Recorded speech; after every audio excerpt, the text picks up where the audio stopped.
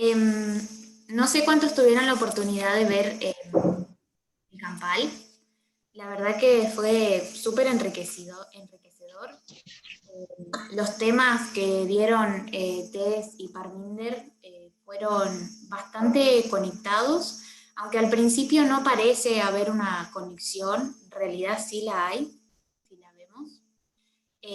Y bueno, para empezar voy a comentarles que voy a hacer el resumen básicamente de video por video, porque lo hice así bien chiquitito. Entonces, después, al final, vamos a ver cuál es la conclusión que quería hacer Parminder con todo eso, porque generalmente creo que es un sentimiento que tenemos bastante común algunos de nosotros, y es que quizás no entendemos cuando Parminder habla sobre un tema o en un campal, por ejemplo, pensamos que toma temas muy aislados y quizás no logramos comprender a qué punto quiere ir. Pero cuando finaliza todo, él hace una conclusión y es como que termina de hacer un clic en la mente y todas las piezas que estaban desarmadas se arman de repente. Eso me gusta. Bueno, en el primer video, eh, él dice, al igual que Tess, que se va a basar en unas preguntas que le hicieron, ¿sí? Entonces, una es respecto a un campal que hizo en Portugal y habló sobre el versículo de 1 de Juan 4:20, y eso se refería a la enseñanza por parábolas, y le hacían la pregunta sobre quién tiene la prioridad, si los humanos o Dios. Y después, otro de los temas que va a tocar es un poco de la ley dominical y también un poco del homeschool por una ley que salió en Francia con respecto a la educación obligatoria en las escuelas, ¿sí? Bien, entonces él comienza dando algunos textos bíblicos, ¿sí? Él habla un poco con respecto a eso, Éxodo 24 y 34, y también menciona algunas citas de patriarcas y profetas. Yo no me hice el tiempo, la verdad, para poder pasarlas al español, pero después se las puedo pasar si quieren. Bien, en base a estos textos y a estas citas, él comenta que hay personas que no entienden la diferencia entre seguir a Dios o seguir a los hombres, entre servir a Dios o a los hombres, y entre aprender de Dios o de las personas. El punto que él quiere hacer con esto es que cuando Pedro en el versículo compara a Dios y a los humanos, se refiere a seres humanos que no representan a Dios, ¿sí? Y no se refiere a Dios como a una deidad que mora lejos. Ahí él enlaza el tema del toro Apis, ¿sí? Y comenta un poquito sobre eso. Yo no lo voy a comentar, pero si quieren ya tienen los videos de Luchito que dio en el ministerio y también Tess sobre el tema del toro Apis. Y dice que en base a este tema va a haber un gran zarandeo, o ya hay un gran zarandeo, y por ende una apostasía también. El desafío de este tema, o que representa este tema para nosotros, sería entender cuál es el buen liderazgo y la única manera de poder entender cómo se conforma el buen liderazgo es comparando, ¿sí? Esa es la única manera. Y también nos dice que la idolatría es un pequeño espacio entre la verdad y el error, ¿sí? Y a eso nosotros le llamamos falsificación. Por esto mismo es que hay que estudiar ambas partes, tanto la parte verdadera como la falsa. Y con respecto a un versículo bíblico que habíamos leído, de que el toro Apis representa muchos dioses, él dice que es así efectivamente, porque son diferentes facetas de Dios, ¿sí? Del carácter de Dios. Y ya habíamos visto con Tess algunos puntos, y con Lucho también, algunos puntos del carácter de este toro o de este Dios, que eran el coraje, la fuerza y el espíritu de lucha. Parminder va a remarcar o a hacer más énfasis en otro punto más, que es el tema de la fertilidad. Bien. Eso es con respecto al video 1. Si tienen alguna pregunta o algo así, yo no puedo responderle todo, obviamente, pero la idea es justamente esto, que podamos entre todos respondernos y ayudarnos si es que no entendimos algo. Yo habías comentado la pregunta que había sido la disparadora. ¿La podés repetir? Era la de si se repite. La de Primera de Juan 4:20. Me gustaría hacer una acotación con respecto a eso, de algo de una idea que recién, estudiándolo con alguien la semana pasada, me gustó mucho. Yo sé que hay muchas personas a nivel mundial que estuvieron luchando con la idea esta de la parábola, ¿no? De amar a nuestro prójimo, eh, y que eso nos va a ayudar a amar a Dios, porque nuestro prójimo lo podemos ver y a Dios no. Y por ahí, a una lectura simple de muchas citas de Elena, nos dice que nuestro amor por Cristo es el que se revela en nuestro trato con el ser humano. Entonces, ¿cómo puede ser que tengamos que poner nuestra relación con nuestro prójimo como una parábola para nuestra relación con Dios? Y por ahí no es un concepto tan fácil de entender para muchas personas. Y estudiando con alguien que me enseña a mí la semana pasada, me gustó mucho cómo me dio un ejemplo de eso y me sirvió y lo quiero compartir. En el modelo del santuario, cuando la persona estaba llevando la ofrenda para hacer la paz con Dios, reparar la relación siervo-Dios, Dios dice, si tenés una ofensa con tu hermano, deja la ofrenda y anda a solucionar eso primero. Y pienso que se complementa muy bueno con el tema de la epístola de Primera de Juan, lo que Pablo dice. Entonces, Dios, no, Juan no es. Juan, no es Pablo el que dice, es Juan. Primera de Juan, ¿qué dije? Que Pablo habla en Primera de Juan. Ah, bueno, gracias Luchi por corregir el error. Sí, y bueno, me desconcentré. Pero el hecho ese de que Dios dice, no, anda a reparar la relación que rompiste con tu prójimo y después venía a reparar la mía. Como que Dios le da prioridad a eso también. Muy interesante.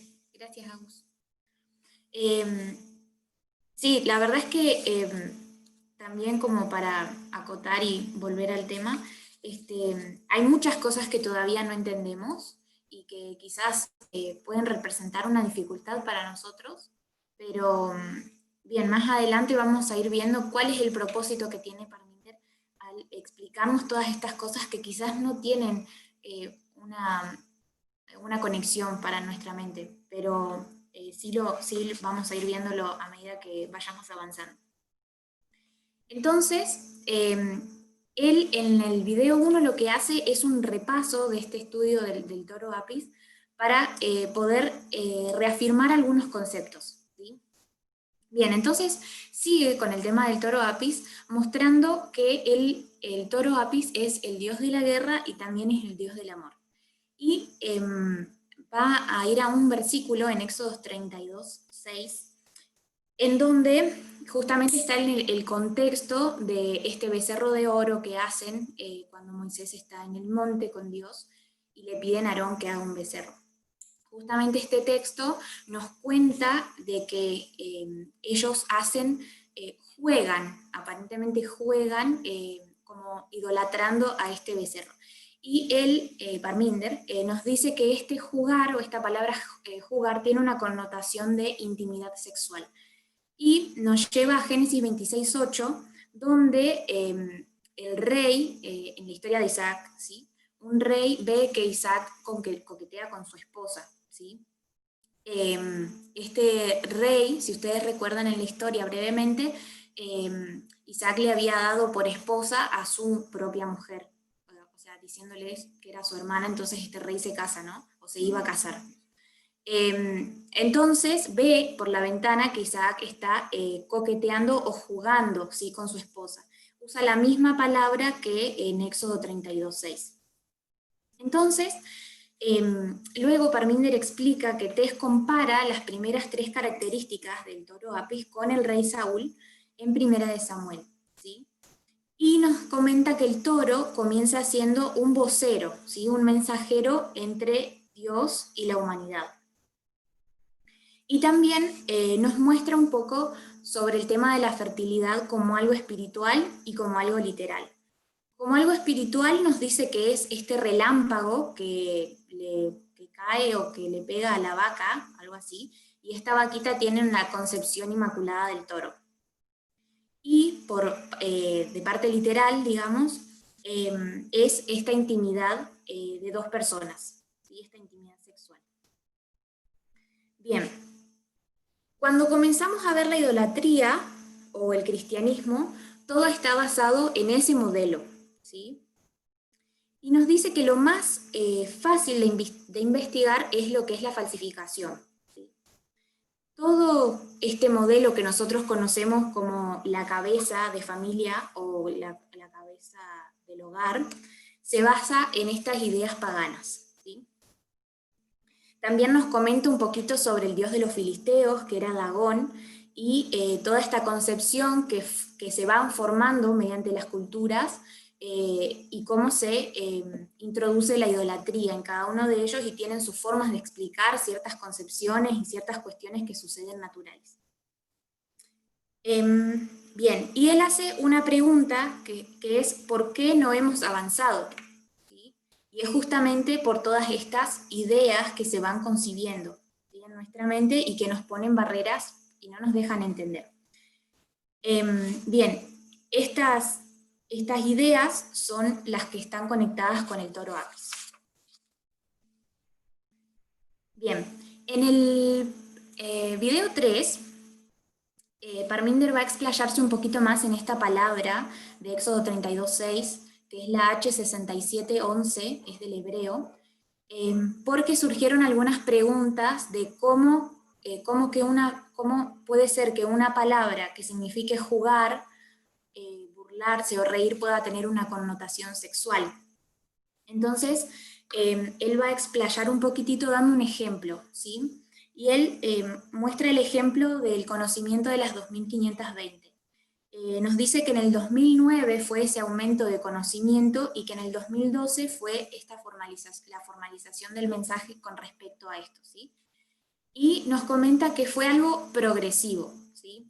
No fue un conocimiento que vino de repente y que justamente fue basado todo en estudios de textos, de citas, ¿sí?, que llevaron al entendimiento de cómo era esto de las 2520.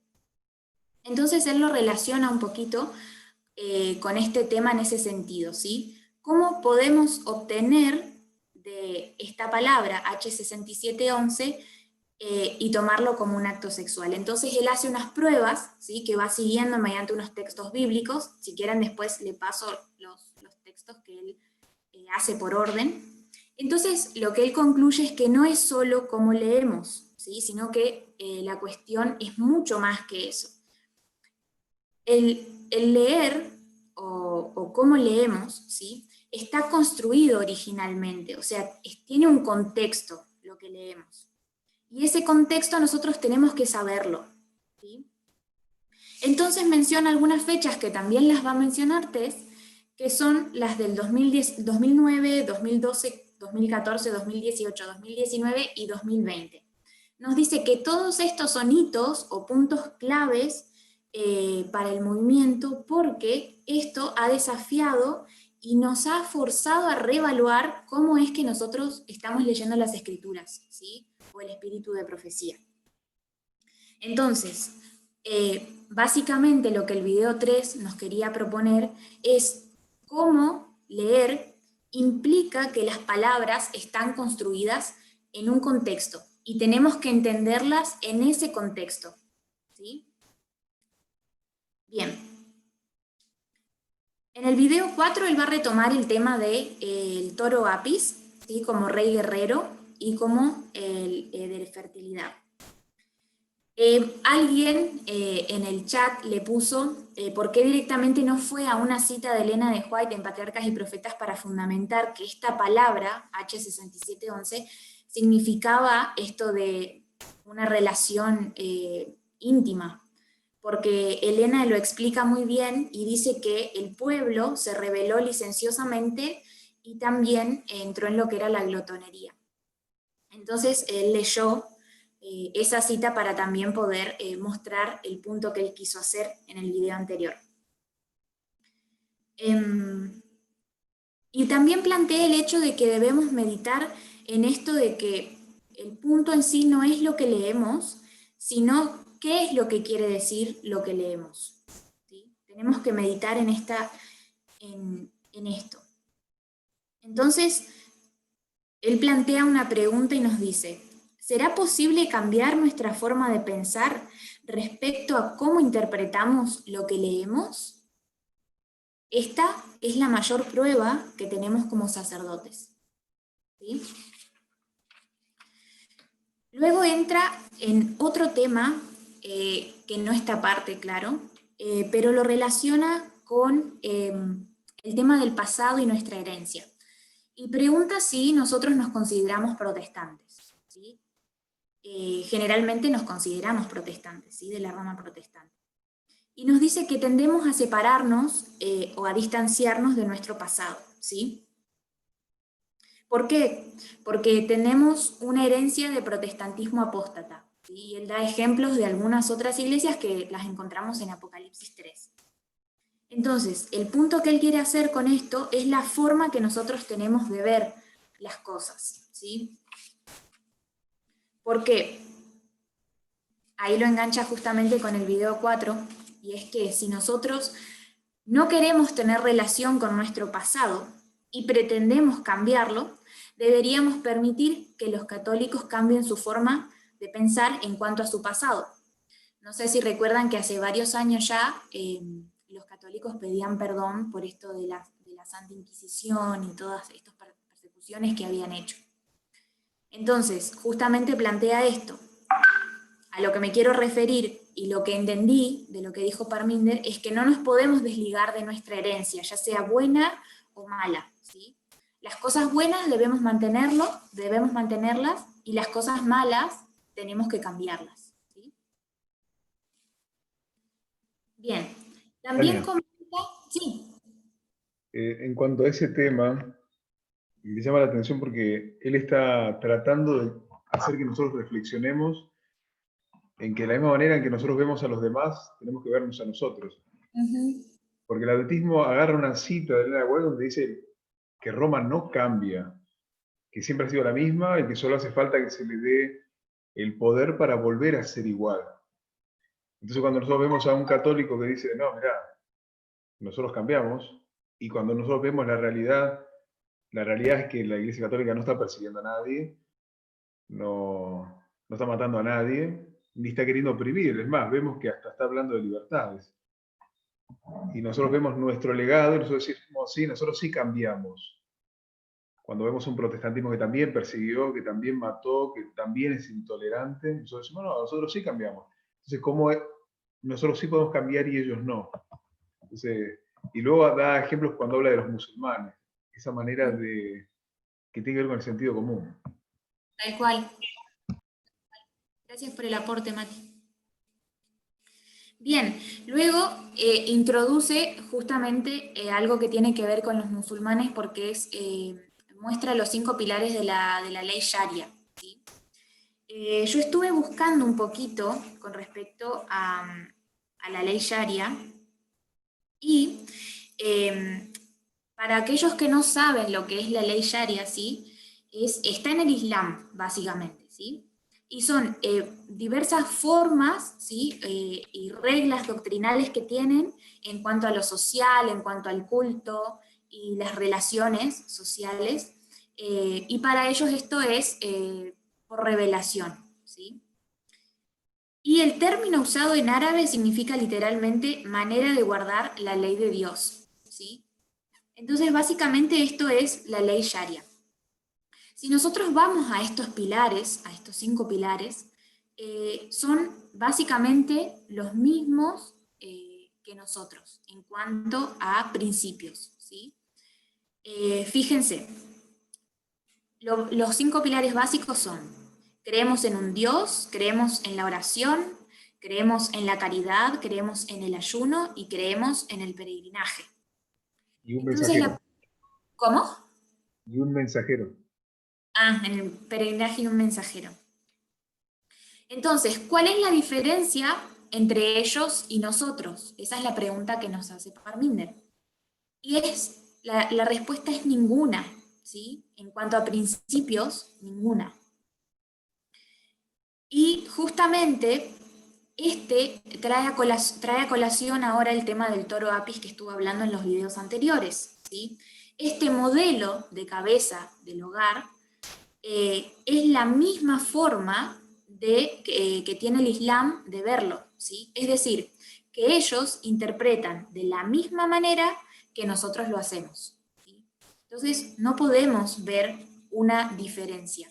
Es más, Parminder nos dice que si viene alguien del mundo a medir a un musulmán, a medir con una regla a un musulmán y a nosotros, o a un cristiano en general, no van a encontrar una diferencia, ¿sí? En creencias, porque básicamente son los mismos principios. Y eso, la verdad, personalmente me quedé impactada, porque uno piensa, ¿no? que quizás somos diferentes o nos destacamos en algo, pero en realidad no nos destacamos en nada, y eso es súper peligroso y la verdad que asusta bastante.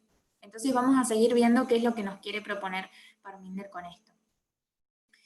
Él va al versículo de Zacarías 2.6, ¿sí? Y habla de dos grupos, ¿sí? Uno es Jerusalén y el otro Babilonia, ¿sí? Y Dios llama a que salgan de Babilonia. Respecto a esto, Parminder hace una especie de paréntesis, porque hay muchas personas que dicen que Parminder dice que nosotros somos, o que la iglesia es Babilonia, y esto no es así. ¿Por qué? Porque Parminder lo que está queriendo decir es que nosotros no somos Babilonia, pero nos encontramos en Babilonia. ¿Se entiende la diferencia? No somos, estamos. ¿Sí? Entonces, no es la forma, sino es la mentalidad. ¿Sí? Ese es el punto. Acá Parminder va a introducir a un político que se llama Rick Santorum, ¿sí? Él es un político conservador republicano, ¿sí? En Estados Unidos, y él plantea una idea en una universidad, aparentemente, está hablando, y él comenta la idea de que los musulmanes quieren invadir Europa, ¿sí? Y que los europeos lo permitieron. ¿Cómo la quieren invadir? Justamente con esta ley Sharia, ¿sí?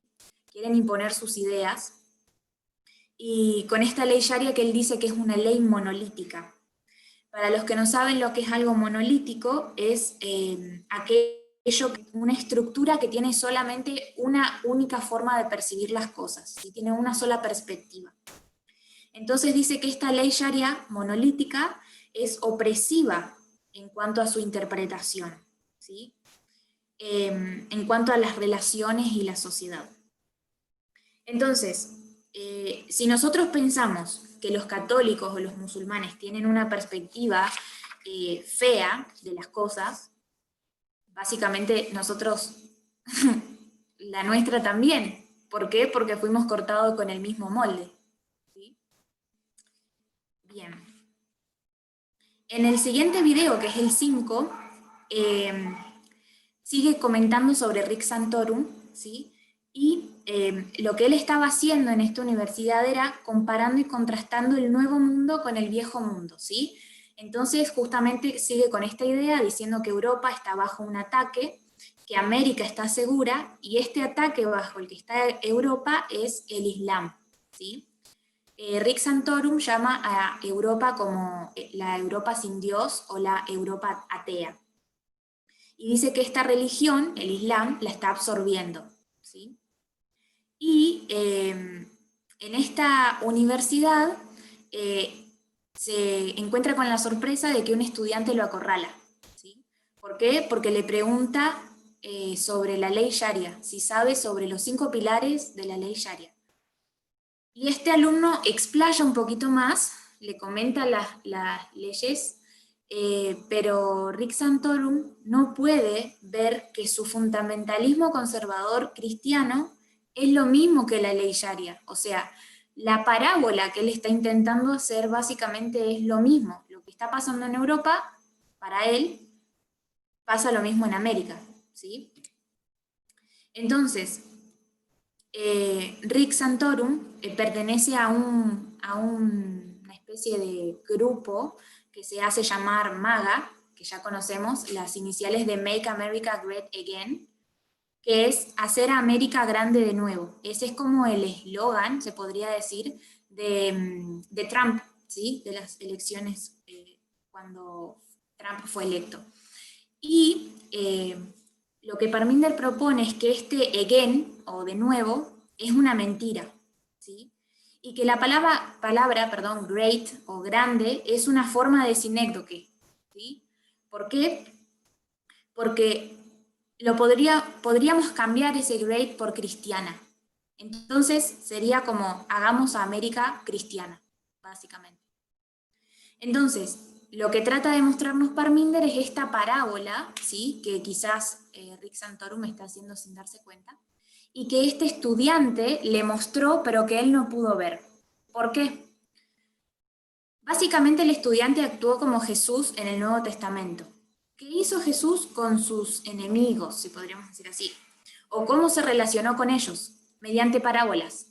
¿Por qué? Porque él los quería entrampar. Porque, o por qué, nos podemos preguntar, ¿por qué los quería entrampar? Porque ellos, esos enemigos, no querían una respuesta concreta, ¿sí? Sino querían concordar solamente en ciertos puntos o a cierto nivel. Y esto fue lo que sucedió con este estudiante y con Rick Santorum, ¿sí? Entonces, hay un ataque del cristianismo carismático sobre América. ¿Qué tipo de América? La que Rick Santorum dice que es una América sin Dios y una América secular.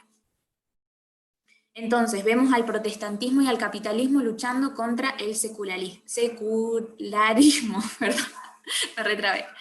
Y luego tenemos al industrialismo contra el New Deal o Nuevo Trato, lo podemos traducir. Si ustedes están en el grupo de los que Tess manda noticias, ahí pueden ver una respecto al New Deal que es muy interesante, que explica todo un poco, ¿sí? Y cómo es la dinámica. No lo voy a explicar ahora porque es muy largo. Sí, ¿alguien quiere decir algo? Sí, yo. Sí. Me llamó la atención que Parminder llamó a este muchacho un seguidor de Cristo. Ah, sí. Y la razón es porque él usó la metodología de Jesús. Entonces a veces uno pregunta, bueno, ¿qué es lo que es ser un seguidor de Jesús? Y podríamos dar una lista. Sin embargo, para Parminder, y lo que él señala es usar la metodología. Muy interesante, sí. Bien. Entonces, él luego entra, sigue hablando de Rick Santorum, pero comienza a hablar de una situación que sucedió con Obama, ¿sí? En el 2012. Él menciona a Obama como una persona que ya todos sabemos que es universitariamente educada, ¿sí? Y esto es considerado una herramienta política, ¿sí? La educación. Y Parminder lo que hace es generalizar, ¿sí? En el hecho de dividir a dos Américas. Una secular, que son los demócratas, y otra cristiana, que son los republicanos. Obviamente hay excepciones a la regla, ¿sí? Hay cristianos que están dentro de los demócratas, ¿sí? O que sigan a los demócratas. Pero esto es para generalizar, ¿sí? Bien. Entonces, dentro de los demócratas, en su gran mayoría, son personas educadas y que viven en los suburbios. Y los republicanos son personas que trabajan en los campos, ¿sí? En las granjas. Muchas veces son llamados despectivamente como granjeros o campechanos, no sé cómo diríamos nosotros, algo para llamar despectivo. Y viven justamente en los campos, en las zonas alejadas a la ciudad. Sucedió una situación con respecto a esto con Obama y Rick Santorum, en que Rick Santorum sacó de contexto unas palabras que dijo Obama con respecto a la educación, como que todos debían ser educados, inclusive aquellos que trabajaban en los campos. Y Rick Santorum se enojó respecto a esto y dijo algunas cosas. Pero ¿por qué se molestó con respecto a esto? Ahí Parminder nos habla un poquito con respecto a los menonitas. No sé cuántos conocen a los menonitas. Personalmente, cuando Parminder los mencionó, yo ya los conocía porque siempre fue algo que me intrigó. Es como una especie de religión que me intrigó bastante. Y siempre vi bastantes documentales respecto de eso. Y básicamente tienen una estructura social muy cerrada, ¿sí? Solamente entran ellos. Algunas son un poco más liberales, pero depende. Creo que Parminder estaba hablando un poco más de las más conservadoras.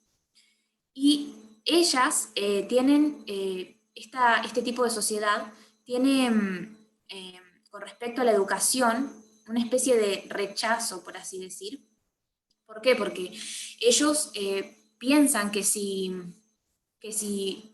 llevan a sus hijos a las universidades del mundo o a las escuelas del mundo, se van a alejar, ¿sí?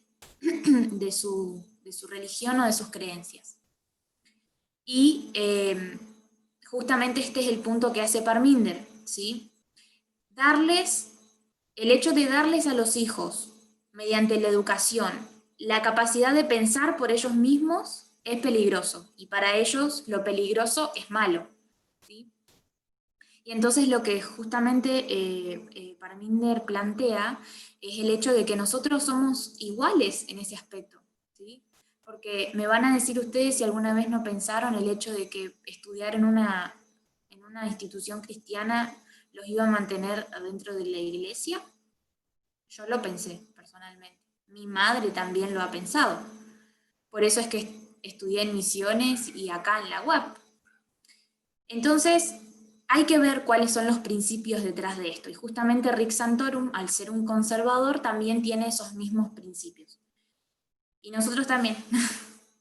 Entonces tenemos la misma mentalidad. Lo que Parminder está queriendo hacer mediante este campal es tratar de cambiar nuestra mente, ¿sí? En el sentido de cómo pensamos las cosas. Bien, en el video 6 va a hablar un poquito de lo que es el homeschool, más directamente, ¿sí? Nos habla también un poquito de la educación musulmana, que nos dice que es bastante similar a la nuestra, en el sentido que tienen sus propias escuelas, y son así muy cerradas. Quizás ellos no hacen homeschool, pero sí tienen sus escuelas con su religión y sus costumbres, sus cosas. Entonces, esta pregunta que le hacen a Parminder es por una ley que dictaminó Macron, que es el presidente de Francia, y justamente esta ley lo que dice es que se deben institucionalizar a todos los niños, ¿sí? En establecimientos educativos.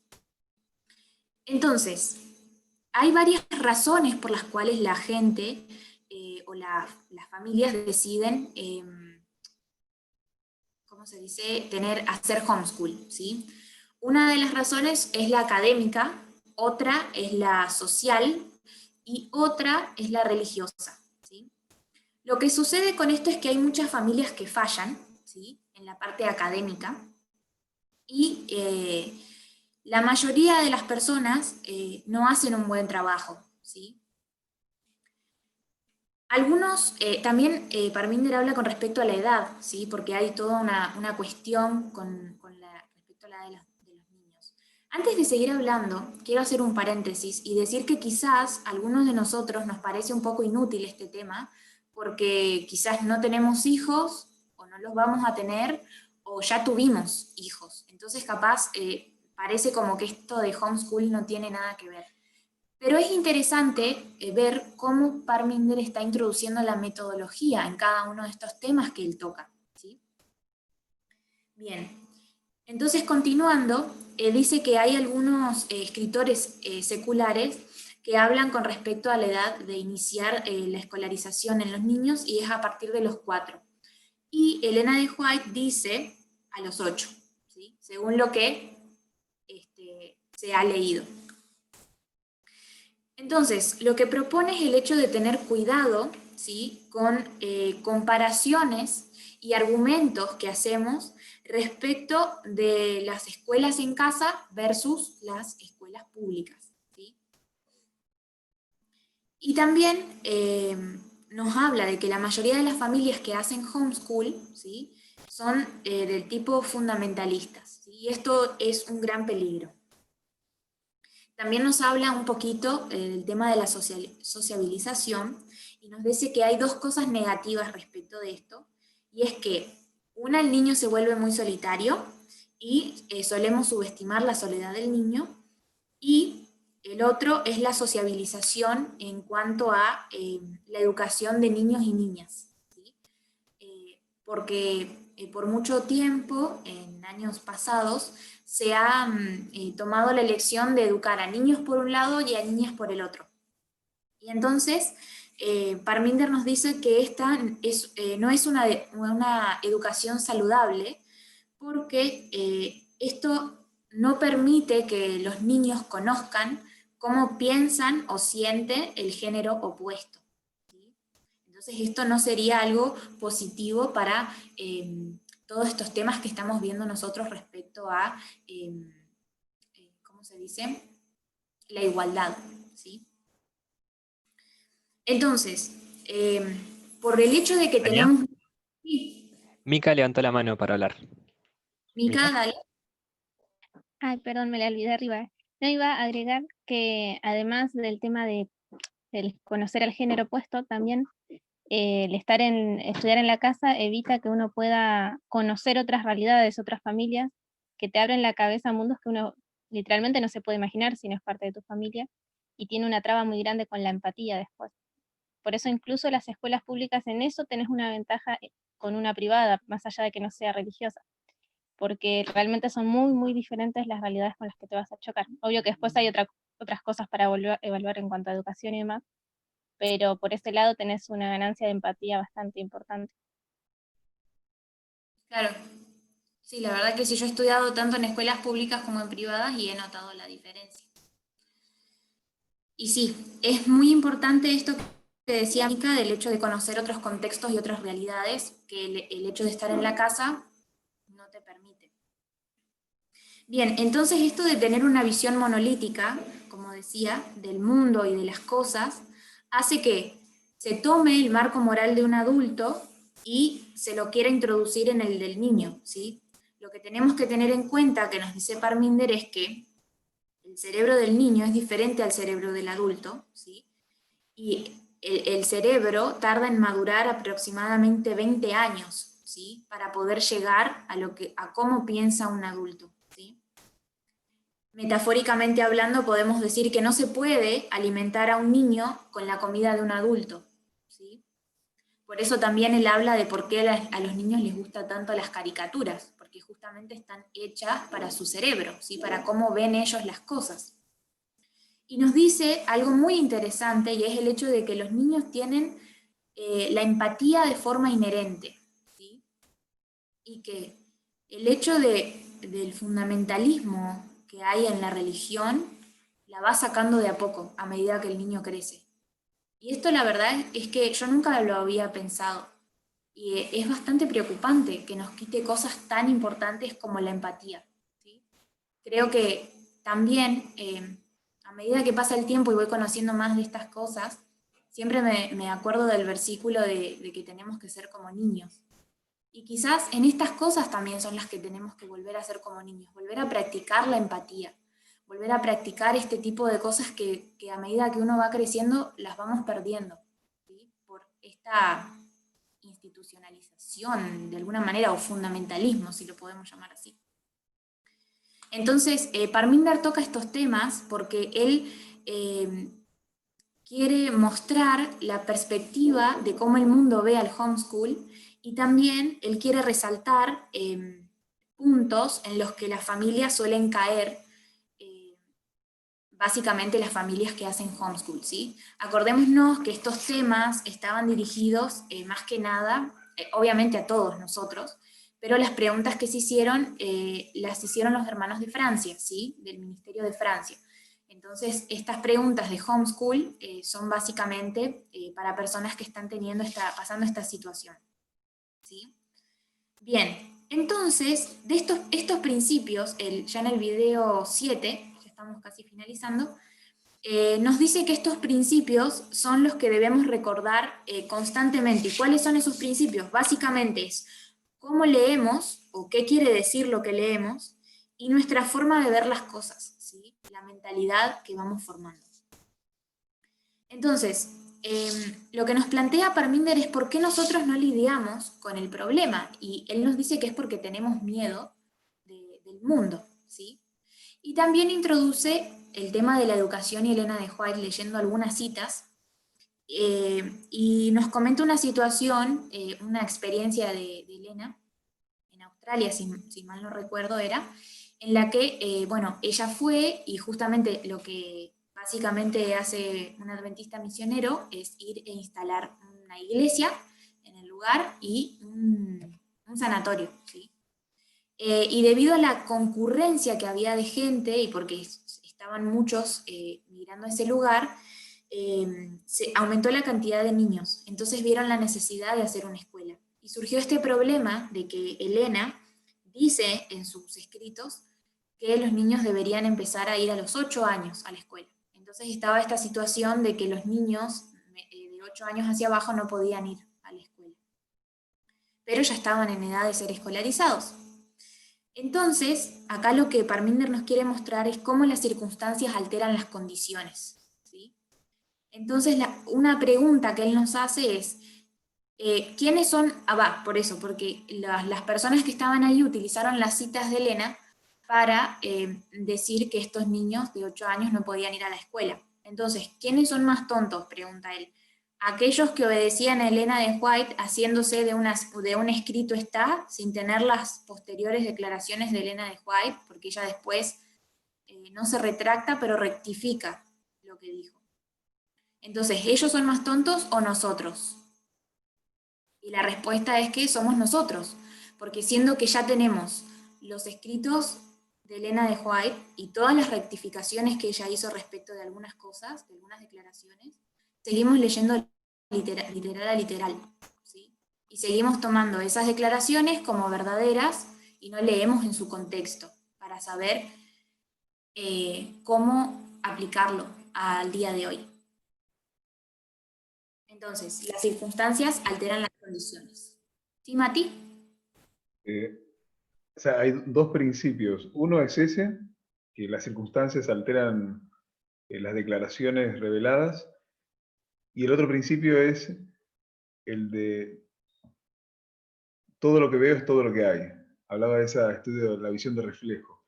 Pero nosotros tenemos que entender que el hecho de que yo vea una cita no quiere decir que eso es todo lo que hay. De ahí la importancia a estudiar todo lo que se habla acerca de ese tema.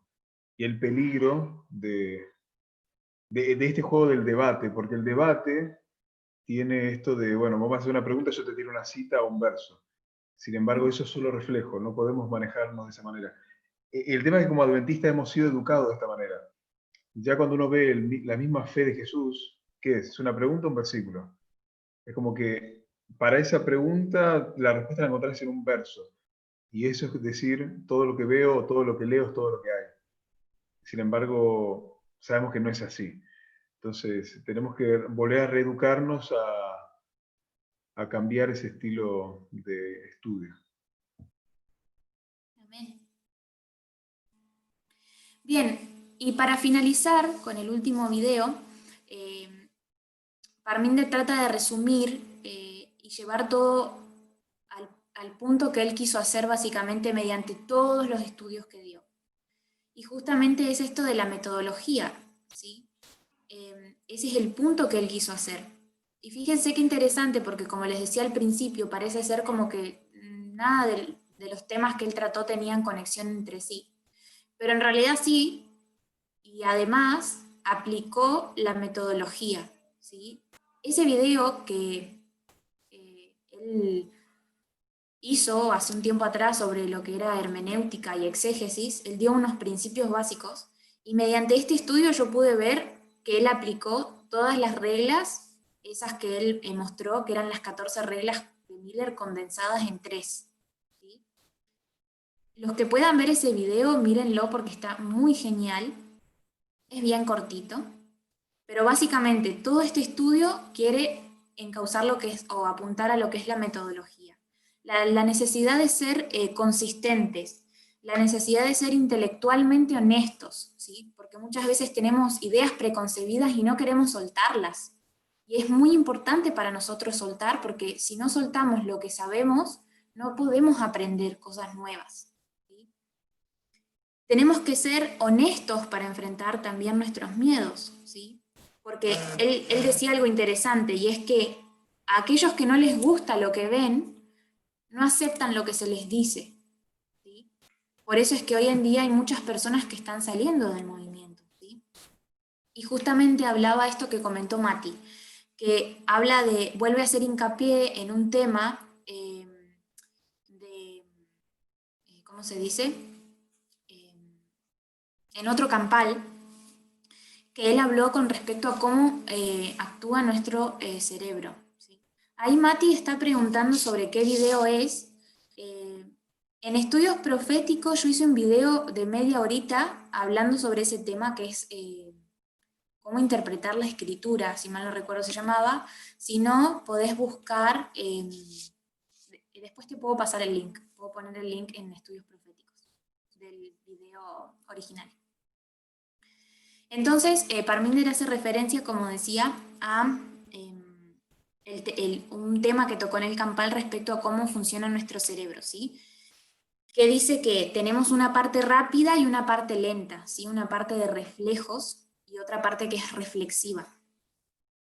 Entonces, también respondía a una pregunta que le hacían de la ley dominical, gracias Mica, que hacía sobre la ley dominical, y él decía que no se puede usar una lectura directa de la palabra de Dios y esperar que al usar solo una manera o una forma, se llegue a una respuesta correcta respecto de eso.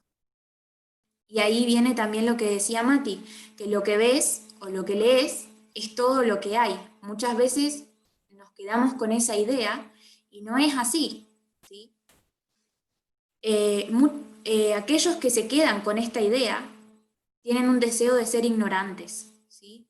Al no utilizar la metodología. Si usamos un así dice el Señor, estamos en graves problemas. Pero, o sea, nos podemos preguntar, ¿por qué antes o en el pasado se podía usar un así dice el Señor?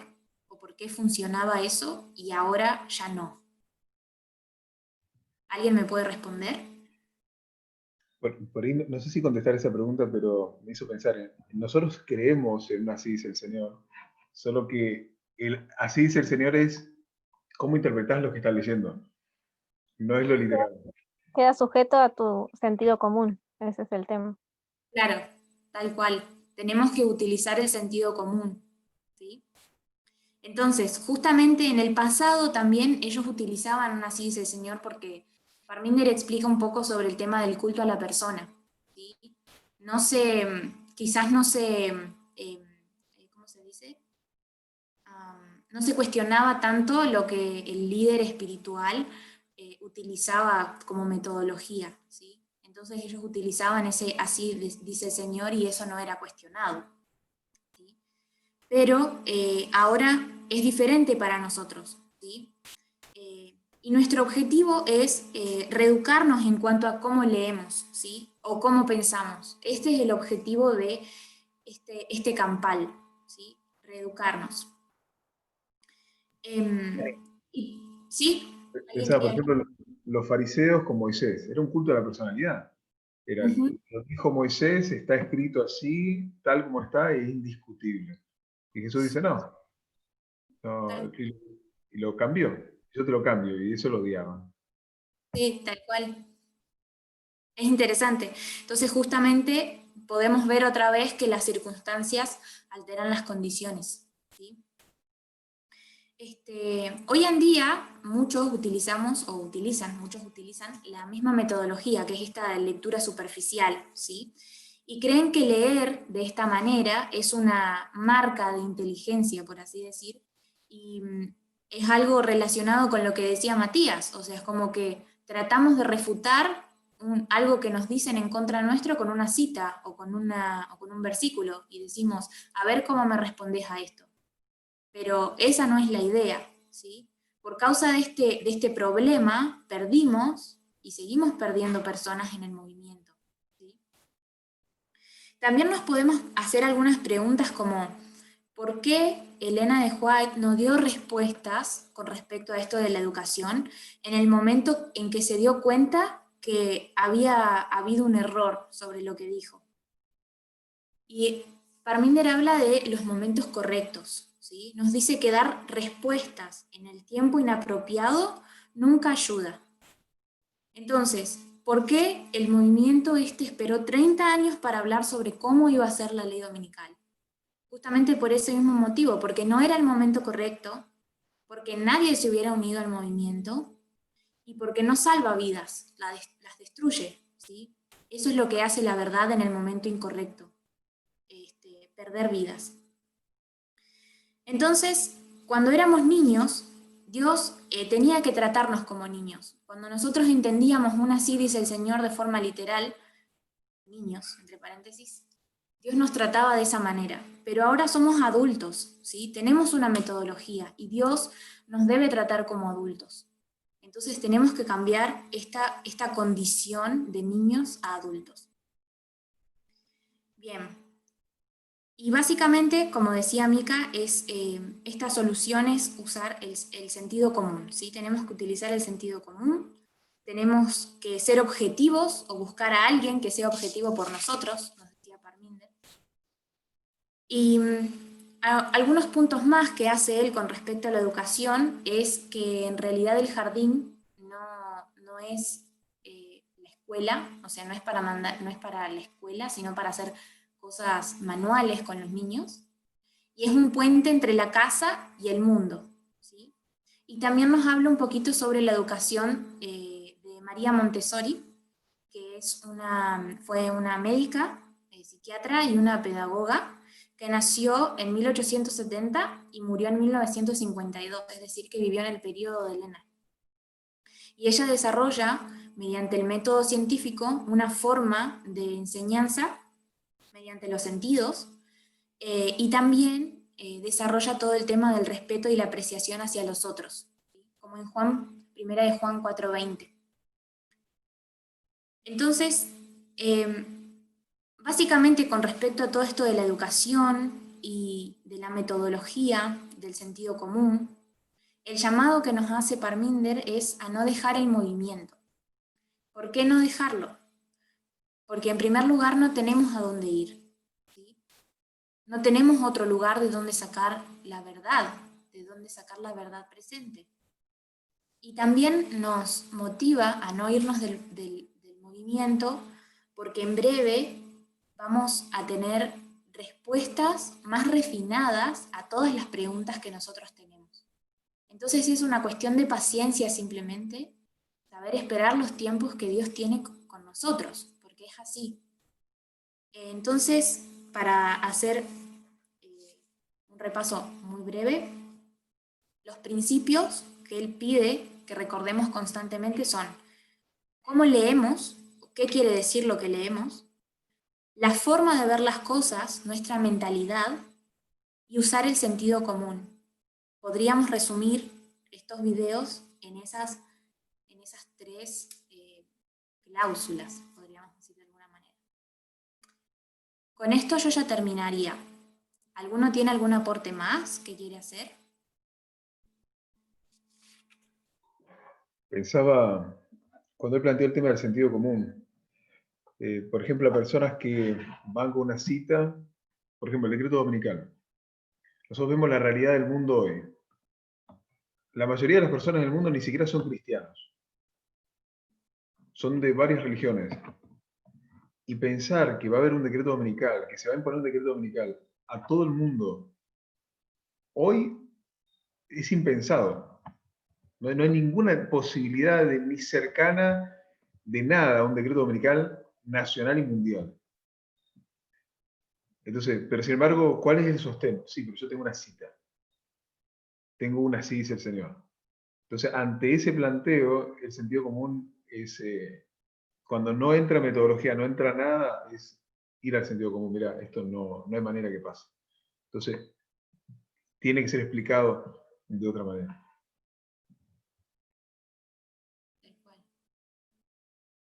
¿Alguien tiene alguna pregunta o algún comentario? Quizás podemos orar y después si alguien tiene alguna pregunta, podemos hacerla. Mica, ¿te gustaría orar?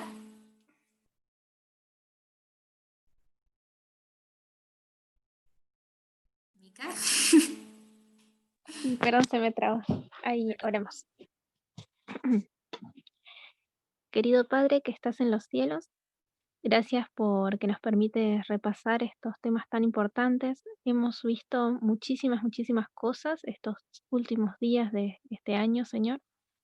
Realmente debemos poner nuestro tiempo, disponer el tiempo que nos das para estar al día con tanta información que quieres compartir con nosotros y lamentablemente como a veces no estamos preparados, se retarda, Señor, tu mensaje en poder ser completo, pero aún así en tu misericordia, Señor, tratas de prepararnos. Esta es una manera también, el encuentro de hoy. Así que gracias por el trabajo de Tania, porque tenemos la libertad de hacerlo. Te pido que nos ayudes a estar a la altura, Señor, del conocimiento para la obra que tenemos que realizar dentro de muy poco cada uno de nosotros. Te pido que nos afirmes, Señor, en la verdad, en tus líneas, en tu mensaje, que nos ayudes, Señor, a descargar todos los prejuicios que evitan que podamos disfrutar, Señor, de la luz enorme que nos estás regalando, de este momento único, Señor, en la historia, que quizás la vida cotidiana nos hace olvidar dónde estamos, pero realmente estamos en momentos muy importantes. Gracias por este regalo, por tu amor, por los líderes y por cada persona que trabaja para que podamos estar firmes. Te pido que nos ayudes en el nombre de Jesús. Amén. Amén.